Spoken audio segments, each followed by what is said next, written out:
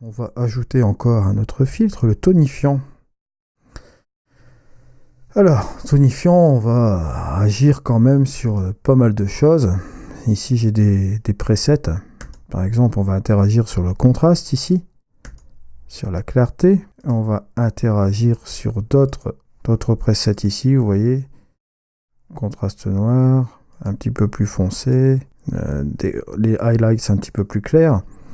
Bon, maintenant, si je reviens un peu en arrière, voilà, on va pouvoir jouer sur l'exposition comme vous voyez ici, booster les contrastes, baisser les hautes lumières, encore faire un autre double processing comme vous voyez ici. Vous allez jouer quand même un petit peu avec l'histogramme comme ça.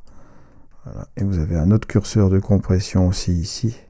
Vous allez pouvoir rajouter même de la clarté, vous voyez, juste un peu comme ça, et même plus de détails, un peu comme ceci. Alors bon, bien entendu, faire attention que ce soit pas trop appliqué sur toute l'image. Vous pouvez toujours revenir aussi en arrière, comme ceci, avec ce curseur d'opacité. Ou bien jouer avec un masque de luminosité aussi également. Voilà, ça, un tonifiant, ça va vous donner un petit peu de punch au niveau de votre image. Si vous regardez le avant et le après, vous voyez, on peut donner un petit coup significatif à l'image, ce qui est assez sympa. On peut toujours utiliser un masque de luminosité et isoler ces nuages-là, par exemple, il n'y a aucun souci. Donc, je vais effacer ce filtre et on va passer directement au dernier, qui est la vignette. Donc, la vignette, vous avez plusieurs possibilités ici, vous voyez, juste un peu comme ça, sur les bords, vous avez tout, plein de presets, qui est très intéressant. Moi, je vais prendre par exemple celle-ci. Je vais vous montrer la taille. Bon, je vais baisser cette taille, juste un peu comme ça.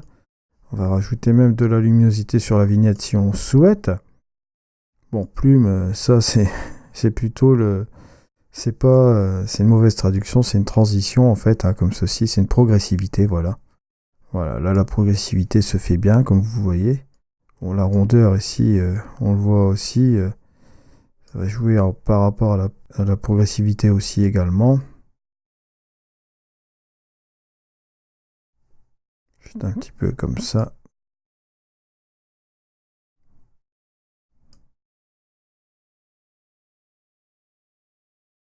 Et vous avez différents types de presets aussi, de manière où la vignette va se mettre en place. Par exemple, en priorité, ça va être aussi un petit peu plus sympa au niveau de, comment dirais-je, la progressivité aussi. On va pouvoir jouer un petit peu plus sur le point fort, juste un peu comme ça. Voilà. On en arrive un petit peu à la fin de cette petite démonstration avec les filtres. Donc, j'avais parlé aussi de l'affûtage. Donc, l'affûtage, on en parlera, on va faire un module spécial juste après de l'affûtage. Et après, on va parler un petit peu de tout ce qui est portrait et retouche de la peau aussi également. Ça va faire l'objet d'un module assez spécial. Mais l'affûtage, je vais réserver un module bien à part, assez particulier dessus. Voilà. Je vous ai passé en revue tous les filtres dans N1. Ici, je les ai un petit peu survolés assez rapidement aussi, puisqu'on va les revoir dans des workflows, justement, au N1. Je vous avais dit que j'allais faire quelque chose avec ce logiciel, et oui, effectivement, on va faire des workflows assez complets. Je vous remercie à tous de m'avoir suivi. Bon, n'oubliez pas qu'en ce moment, avec ON1, vous avez aussi des offres promotionnelles. Vous pouvez cliquer sur mon lien affilié qui est juste en dessous.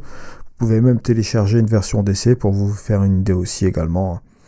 Allez, c'était Eddy sur ON1 Photo Euro 2020. Au revoir.